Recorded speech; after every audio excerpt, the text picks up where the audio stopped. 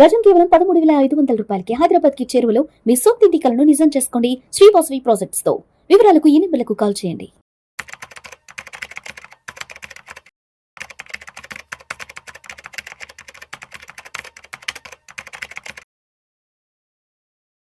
గిరిబాబు గారు నమస్తే సార్. నమస్తే అండి. Yes, welcome to Vishnu Talks. Thank you. Giribabu గారు, ఈ డీమ్యాట్ అకౌంట్ లో ఉన్న షేర్ల బదిలీకి సంబంధించి బాంబే హైకోర్టు ఒక సంచలన తీర్పు ఇచ్చిందంటూ కూడా ఇవాళ మార్నింగ్ మనం ఒక న్యూస్ కి సంబంధించిన డిస్కషన్ కూడా స్టార్ట్ చేస్తాం ఈ ప్రోగ్రామ్ స్టార్ట్ అవ్వడానికి ముందర. అవును. సో ఏంటి అసలు డీమ్యాట్ అకౌంట్ లో ఉన్న షేర్లకు సంబంధించి బాంబే హైకోర్టు ఇచ్చిన సంచలన తీర్పు ఏంటి, అసలు అక్కడ ఉన్న నేపథ్యం ఏంటి అసలు? యాక్చువల్గా ఆ కేసు ఏంటంటే this is exactly similar case like Karvy. Car అప్పుడెప్పుడో ఒక డెకేడ్ ముందు ఇది జరిగింది కదా, 2020కి ముందు జరిగిన పని జరిగిన వల్ల కోవిడ్ తర్వాత చాలా ఇబ్బందులు పడి వాళ్ళు ఏమైతే చేశారో దాని తర్వాత తదనంతరం 2021-2022లో కార్వి అనే సంస్థ మూతపడడానికి దారితీసింది వాళ్ళు చేసిన పని.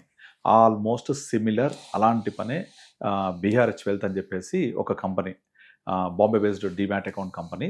వాళ్ళ దగ్గర మామూలుగా కస్టమర్స్ డీమ్యాట్ అకౌంట్ ఓపెన్ చేసేవాళ్ళు. అలా ఒక కపుల్ డీమ్యాట్ అకౌంట్ ఓపెన్ చేసి 86 లక్షల విలువైన షేర్లు పెట్టుకున్నారు వాళ్ళ డీమ్యాట్ అకౌంట్. అయితే వాళ్ళు ఏం చేశారంటే, కంపెనీ ఏం చేసిందంటే కస్టమర్స్ ప్రమేయం లేకుండా 9,493 మంది అంతమంది యొక్క షేర్లు వాళ్ళ డీపీలో ఏవైతే ఉన్నాయో వాటన్నిటిని హెచ్డిఎఫ్సి బ్యాంకుకు తనఖా పెట్టి లోన్ తీసుకుంది. లోన్ తీసుకున్న డబ్బుల్ని తిరిగి హెచ్డిఎఫ్సి బ్యాంక్ కట్టకపోవడం వల్ల ఈ తనఖా పెట్టిన షేర్లన్నీ అమ్మేయడం జరిగింది. సేమ్ ఎగ్జాక్ట్లీ కార్వి స్టోరీని ఇది కూడా. అయితే ఈ కపుల్ ఏం చేశారంటే, పాపం వాళ్ళ ఆమె హస్బెండ్ చనిపోయారు, ఆమె దగ్గర ఉన్న డబ్బులు అవే. ఆ 86 lakhs నేను అమ్మేసుకొని వాటితో నేను నా బతుకు జీవించాలి, నా లైఫ్ కంటిన్యూ చేయాలని తీరాపోయి చూస్తే డీమ్యాట్లో 86 lakhs వర్త్ ఆఫ్ షేర్లు లేవు.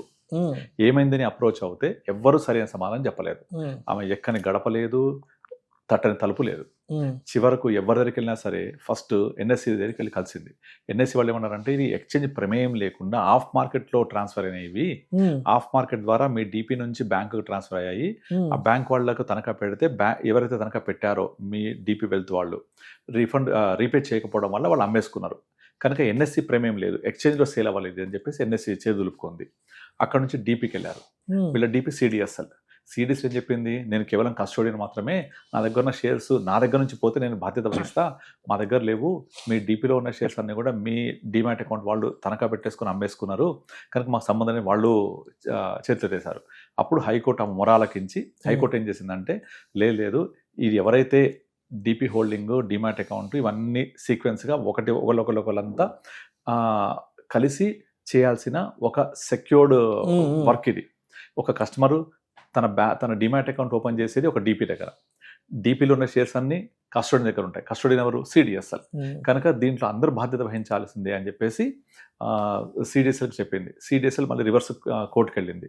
కోర్టుకు వెళ్తే అప్పుడు కోర్టు సంచలన తీర్పు ఇచ్చింది. ఏమని చెప్పింది, ఇది సిడిఎస్ఎల్ నుంచి వెళ్ళిపోయినా సరే ఈ డీమ్యాట్ అకౌంట్ ఎవరు ఓనరు? డిఆర్హెచ్ వెల్త్ వాళ్ళు. సో వాళ్ళ దగ్గర నుంచి తనఖా పెట్టి వెళ్ళిపోయింది కాబట్టి అందరూ బాధ్యత వహించాలి, కస్టమర్కి 86 lakhs వర్త్ ఆఫ్ షేర్స్ తిరిగి ఇచ్చేయాలి, అట్ ద సేమ్ టైం ఈ పీరియడ్కి 9% చొప్పున ఇంట్రెస్ట్ ఇవ్వాలని చెప్పేసి కోర్టు తీర్పు ఇచ్చింది. సో ఈ తీర్పు అనేది చాలా డీమ్యాట్ అకౌంట్ హోల్డింగ్ కంపెనీస్కి చాలా చెంపపెట్టు లాంటిది. ఒక విధంగా చెప్పాలంటే, ఇప్పుడున్న ప్రజెంట్ సిచ్యుయేషన్, మీరు నార్మల్గా డీమ్యాట్లో ఉన్న షేర్స్ డెలివరీ ఇవ్వాలన్నా, లేకపోతే దానికి ఎంటీఎఫ్లో ప్లెడ్జింగ్ చేయాలన్నా మనకు సెల్ఫ్గా ఓటీపీ వస్తుంది, మనం చేసుకుంటాం. అలా ఇదంతా సిస్టమ్స్ ఇప్పుడు వచ్చాయి. ఇదంతా సిస్టమ్స్ లేకముందు జరిగిన విషయాలు అనమాట ఇవన్నీ కూడా. ఒక 2-3 years బ్యాక్ జరిగింది అది. అంటే ఆల్మోస్ట్ కార్వి చేసే టైంలో జరిగింది ఇది కూడా. కాకపోతే కార్వి తొందరగా ఫస్ట్ బయటకు వచ్చింది. దాంతో కార్వి షేర్స్ అన్ని వేరే వాళ్ళకు బదిలీ చేసేసారు. కార్విని క్లీన్గా మొత్తం క్లోజ్ చేసేసి అందరు ఇన్వెస్టర్స్ యొక్క మన ఇది ఇంట్రెస్ట్ని కాపాడారు. ఎవరు? ఎన్ఎస్సి, సెబీ వీళ్ళందరూ ముందుకు వచ్చి. కానీ ఈ కేసులో ఏమైందంటే, చిన్న కంపెనీ బీఆర్హెచ్ వెల్త్ అనేది తక్కువ వాల్యూమ్ ఉంది, అందువల్ల కోర్టు దాకా వెళ్లాల్సిన పరిస్థితి వచ్చింది. కోర్టు కూడా చాలా న్యాయంగా డెసిషన్ తీసుకొని దీంట్లో ఎవరైతే లైన్ మేనేజర్స్ లాగా అందరూ ఇన్వాల్వ్ అయినారో వాళ్ళందరికీ ముట్టికాయలు వేసి మీరందరూ కలిసి ఈ షేర్స్ని మళ్ళీ ఆమెకు తిరిగి ఇవ్వాలని చెప్పేసి తీర్పిచ్చింది అనమాట. ఒక విధంగా ఇది చాలా మంచి పరిణామం కూడా. ఎందుకంటే దీనివల్ల ఏమవుతుందంటే ఇప్పుడున్న ఇన్వెస్టర్స్ ఎవరుతున్నారో వాళ్ళందరూ డిమాట్ లో నా షేర్లు ఉంటే నా దగ్గర ఉన్నట్టే కదా, బ్యాంక్ లో డబ్బులు ఉంటే నా దగ్గర ఉన్నట్టే కదా, భద్రంగా ఫీల్ అవుతారు. అంటే ఇలాంటి సందర్భం ఒకటి రాకపోతే ఇలాంటి విషయం ఒకటి బయటకు వచ్చింది, అందరికి ఒక మెలకువలు. అప్పుడప్పుడు మన డిమాట్ అకౌంట్ ఓపెన్ చేసి మన షేర్స్ ఎన్ని ఉన్నాయి, మన డిమాట్ అకౌంట్ లో ఉన్నాయి అన్ని కూడా కరెక్ట్ గా ఉన్నాయా లేదా, మన హోల్డింగ్ అప్పుడు ఎన్ని ఉండే ఇప్పుడు నుండి స్టేట్మెంట్స్ తీసుకొని పెట్టుకుంటూ ఉండాలి ఎప్పుడు కూడా. సో డిమాట్ లో ఉన్న షేర్స్ కి డిపి బాధ్యత వహించినప్పుడు మన కంట్రోల్లో ఉంటాయి అనుకుంటాం మనం, కానీ అది డిఆర్హెచ్ ఇట్లాంటి కంపెనీ ఇలాంటి పనులు చేస్తాను కూడా మనకు కొత్తగా అర్థమైంది.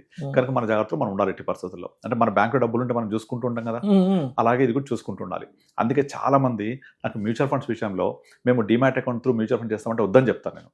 ఎందుకంటే mutual fund through demat account అంటే demat account through mutual funds కొనుక్కుంటే మన యూనిట్స్ వెళ్ళి కస్టోడియన్ దగ్గర ఉంటాయి. ఎవరు? CDSL or NSDL. ఎగ్జాక్ట్లీ. జీరోదాలో కొనుక్కుంటే సిడిఎస్ఎల్లో ఉంటాయి, షేర్ ఖాన్ అలాంటి వాటిలో కొనుక్కుంటే హెచ్డిఎఫ్సి సెక్యూరిటీస్ కొనుక్కుంటే ఎన్ఎస్డిఎల్లో ఉంటాయి. అంటే మీ మ్యూచువల్ ఫండ్ యూనిట్స్ కస్టోడియన్ దగ్గర ఉంటాయి. మీకు స్టేట్మెంట్ ఇవ్వాలన్నా ఏ ట్రాన్సాక్షన్ చేయాలన్నా అన్ని కూడా వాళ్ళ కంట్రోల్లో ఉంటాయి. అదే నాన్ డిమాట్లో కొనుక్కుంటే మీ మ్యూచువల్ ఫండ్స్ ఏఎంసీ దగ్గర ఉంటాయి. ఇప్పుడు నార్మల్గా డిమాట్లో ఉంటే ఏఎంసీ కూడా స్టేట్మెంట్ ఇవ్వలేదు మీకు. ఏఎంసీకి వెళ్ళి కూడా నేను అమ్మేస్తానంటే ఏఎంసీ అంటే డైరెక్ట్గా ఫండ్ హౌస్ ఫ్రంట్ ఆఫీస్ అని అర్థం. మీరు ఎక్కడ కూడా ఏ ప్లాట్ఫామ్లో కూడా డిమాట్లో ఉన్న షేర్స్ అమ్మలేరు మీరు, అంటే I mean to say mutual funds అమ్మలేరు మీరు. కానీ నాన్ డిమాట్లో ఉన్న మ్యూచువల్ ఫండ్స్ ఏ ప్లాట్ఫామ్లో అమ్ముకోవచ్చు. ఎంఎఫ్ సెంటర్లో అమ్మేసుకోవచ్చు, డైరెక్ట్గా ఫండ్ హౌస్కి వెళ్ళి అమ్మేసుకోవచ్చు, కెఫిన్ క్యాంప్స్లో అమ్మవచ్చు, అన్ని చేయొచ్చు. వేరే డిమాట్లో ఉంటే ఓన్లీ త్రూ కస్టోడియన్, అంటే ఎవరు? మీ డిమాట్ అకౌంట్. దాని నెక్స్ట్ ఉండేది సిడిఎస్ఎల్ ఆర్ ఎన్ఎస్డిఎల్, రెండే ఉంటాయి. వాళ్ళ ద్వారా మాత్రమే అమ్మడానికి స్కోప్ ఉంటుంది. రేపొద్దున మీ demat account annual maintenance charges కట్టట్లేదు, మీ డిపి యాక్టివ్ లేదు, లేదా మీ డిమాట్ అకౌంటే యాక్టివ్ లేదు, మీరు యాక్టివ్గా లేదు మీ అకౌంట్, మీరు అమ్మలేరు. చాలా కష్టం, స్టేట్మెంట్ దొరకదు మీకు. సో ఇలా లాక్ అయిపోతాం. అందుకని చాలా మందికి వాళ్ళు అనుకుంటారు కదా, నా డిమాట్లో ఉంటే నేను సేఫ్, మ్యూచువల్ ఫండ్స్ అన్ని ఒక దగ్గర పెట్టుకుంటా అంటారు. పెట్టుకోవచ్చు, దానికోసం పెట్టుకున్నప్పుడు జరిగే నష్టాలు ఇవన్నీ కూడా. అందుకనే మనము మ్యూచువల్ ఫండ్ యూనిట్స్ నాన్ డిమాట్లో కొనుక్కుంటే ఆటోమేటిక్గా మన యూనిట్స్ అన్ని ఫండ్ హౌస్లో ఉంటాయి. ఫండ్ హౌస్లో ఉంటే మనము ఎంఎఫ్ సెంటర్లో చూసుకోవచ్చు, కెఫిన్ యాప్లో చూసుకోవచ్చు, క్యాంప్స్ యాప్లో చూసుకోవచ్చు, డైరెక్ట్ ఫండ్ హౌస్ వెబ్సైట్లో చూడొచ్చు, ప్లస్ సెల్ కూడా చేసుకోవచ్చు. అన్ని విధాలుగా మన కంట్రోల్లో ఉంటాయి.